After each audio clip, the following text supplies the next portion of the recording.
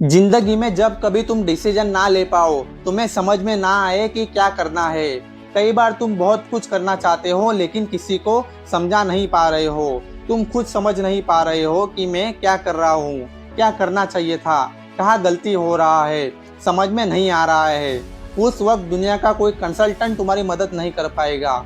उस वक्त एक है जो तुम्हारी हेल्प करेगा। कौन है वो? पेपर और पेन।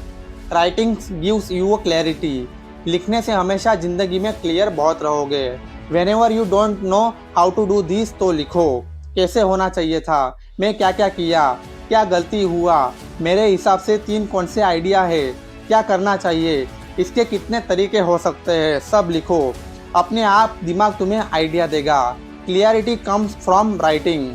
आज मैं आपको एक ऐसी प्रेरणादायक कहानी सुनाने जा रहा हूँ जो साधारण से दिखने वाली 2 चीज़ों, डायरी और पेन की असाधारण ताकत को दर्शाती है। ये कहानी सिर्फ एक कहानी नहीं, बल्कि ये हमें जीवन में कुछ नया करने और आगे बढ़ने की प्रेरणा देती है। तो उससे पहले अगर आप चैनल पर नए हो तो चैनल को सब्सक्राइब करें और बेल आइकन को दबा दें ताकि आने वाली कोई भी वीडियो आपसे मिस ना हो। एक छोटे से गांव में एक अमित नाम का लड़का रहता था। वो बहुत ही होशियार और बड़े सपने देखने वाला था, लेकिन उसके घर की स्थिति ऐसी नहीं थी कि वो अपनी पढ़ाई में पूरा ध्यान लगा सके।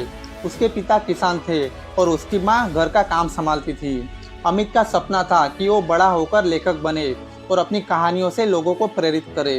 लेकिन उसकी ज़िंदगी में एक समस्या थी। उसके पास अपनी कहानियों को लिखने के लिए कोई साधन नहीं था।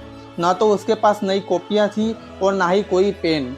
वह अक्सर पेड़ों की छालों पर लकड़ी के टुकड़ों से अपनी कहानियों के विचार लिखने की कोशिश करता था। एक दिन गांव के स्कूल में एक शिक्षक आए। वे अमित के विचारों और उसकी लगन से बहुत प्रभावित हुए।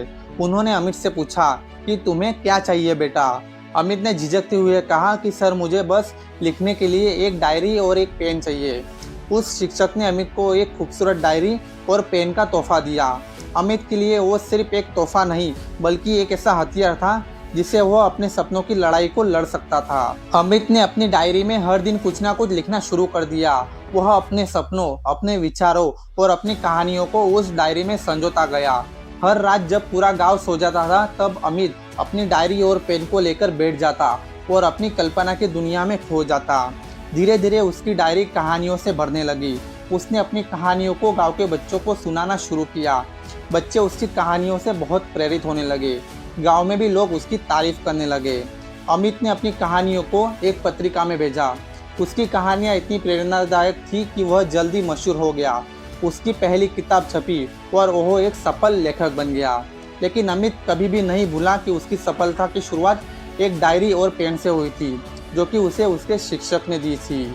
अमित ने अपने जीवन से ये सीखा कि डायरी और पेन न केवल विचारों को सहेजने का माध्यम है, बल्कि ये हमारे सपनों को साकार करने का पहला कदम भी है। डायरी हमारी सोच को आकार देती है। जब भी आप अपने विचार किसी डायरी में लिखते हैं तो वो स्पष्ट हो जाते हैं। पेन हमारे सपनों को कागज पर उतारता है। पेन वो साधन है जो हमारे मन के विचारों को दुनिया तक पहुंचाने में मदद करता है। दोस्तों, हम सभी की जिंदगी एक खुली डायरी की तरह है। हर दिन एक नया पन्ना और हर पन्ने पर हम कुछ ना कुछ लिखते हैं। ये हम पर निर्भर करता है कि हम अपनी डायरी कैसे भरते हैं। अगर आप अपने सपनों को साकार करना चाहते हैं तो आज ही अपनी डायरी और पेन को अपना साथी बना लीजिए। इसमें अपने सपने, अपनी योजनाएं और अपनी उपलब्धियां लिखिए। यही आदत आपको सफलता के शिखर तक ले जाएगी। अमित की कहानी हमें सिखाती है कि जिंदगी में बड़े साधन न होने के बावजूद भी अगर आपके पास एक डायरी और पेन है तो आप अपने सपनों को सच कर सकते हैं। इन साधारण चीज़ों में इतनी ताकत है कि ये आपके विचारों को अमर बना सकती है। तो दोस्तों, आज से ही अपनी एक डायरी और पेन को अपनी ज़िंदगी का अटूट हिस्सा बना लीजिए और अपनी सफलता की कहानी लिखना शुरू कर दीजिए। उम्मीद करता हूँ कि ये वीडियो आपको पसंद आया होगा।